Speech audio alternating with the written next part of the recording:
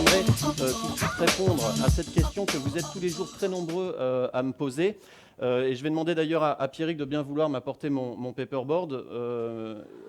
Donc une question que vous êtes tous les jours très nombreux à me poser, disais-je. Comment faire pour retenir les 4 chiffres, merci Pierrick, les 4 chiffres qui composent le code secret de ma carte bleue? C'est un problème, un vrai problème pour tout le monde. Alors j'ai une astuce très précieuse que je vous donne.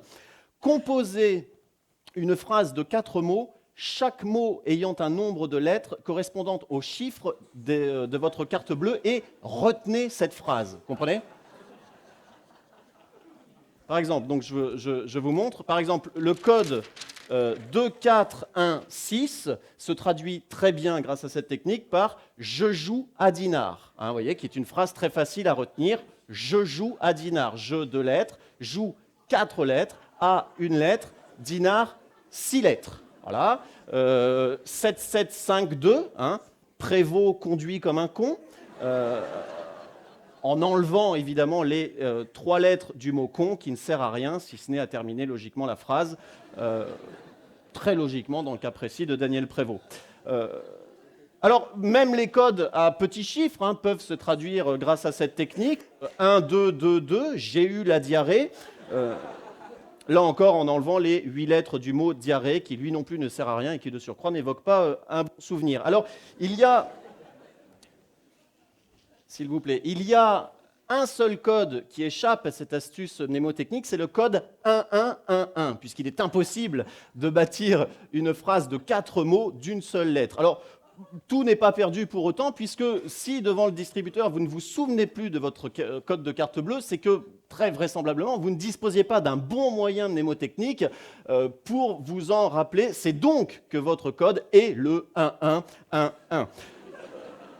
Voilà, pour tous les autres cas, aucun problème. Vous voyez, 8, 3, 6, 8, Mireille est plutôt joufflue. 8, 3, 6, 8, Mireille est plutôt joufflue. 6, 4, 9, 4, aimons-nous malgré tout, avec une petite astuce ici supplémentaire. Alors, il y a quand même une difficulté de taille, c'est que si jamais, devant le distributeur de billets, pour vous rappeler votre code, vous murmurez « Mireille est plutôt joufflue », eh bien, un malveillant peut vous entendre et en déduire le code de votre carte bleue. C'est pourquoi j'ai imaginé de composer une phrase composée donc de 4 mots, comportant alternativement une lettre de plus et une lettre de moins que le code correspondant. Donc là, par exemple, vous voyez la phrase « T'auras du boudin », T'auras du boudin, qui semble correspondre au code 1, 5, 2, 6, correspond en fait au code 1 plus 1, 5 moins 1, 2 plus 1, 6 moins 1, 2, 4, 3, 5. Mais bon, cette technique peut elle aussi s'éventer. C'est pourquoi, pour plus de sécurité, j'ai imaginé de composer non plus une phrase, mais un mot de 4 lettres, chaque lettre correspondant à son rang chiffré dans l'alphabet arrondi à la dizaine inférieure et diminué de la moitié du rang de la lettre suivante. Donc, par exemple, le code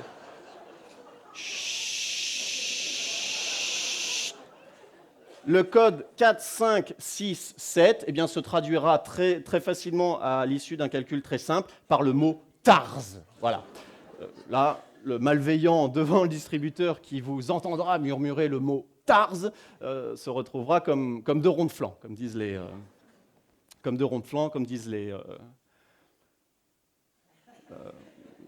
plus personne ne dit ça, d'ailleurs. Alors, pour plus de sécurité, vous pouvez également inventer d'autres mots de 4 lettres susceptibles de faire diversion, comme bilot, tapu, voca, sifu, bluy, hameçon. Non. Enfin là, tout le champ des possibles est ouvert. Vous n'avez que l'embarras du choix. Excusez-moi, pardon. Oula, très mal poli. Excusez-moi. Oui, allô ? Oui, bonjour madame, quel est votre nom ? Quelle est votre question, madame ? Est-ce que Dieu existe ? Non, il n'existe pas, madame.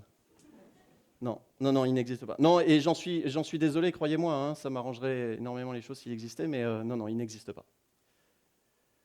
Oh, bah écoutez, rappelez-moi dans une dizaine d'années au cas où, mais en tout cas, dans l'immédiat, non, il n'existe pas. Au revoir, madame. Prends bien ça dans ta gueule. Est-ce que Dieu existe? Je ne sais pas. Tiens, d'ailleurs, j'avais traité de manière un petit peu indirecte cette question lors d'une conférence que j'avais donnée il y a 2 ans à Bayonne. C'était à Bayonne? Oui, c'était à Bayonne ou à Colmar. C'était à Bayonne.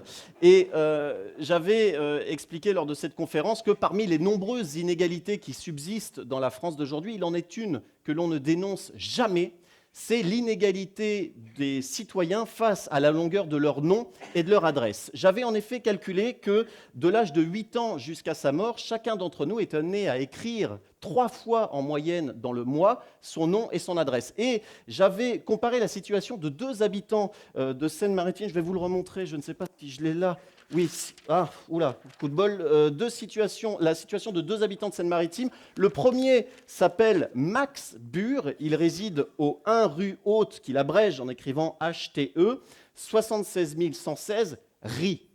Alors, vous le voyez, pour Max, la rédaction complète de son nom et de son adresse comporte 21 signes, c'est-à-dire 21 caractères et espace entre les caractères.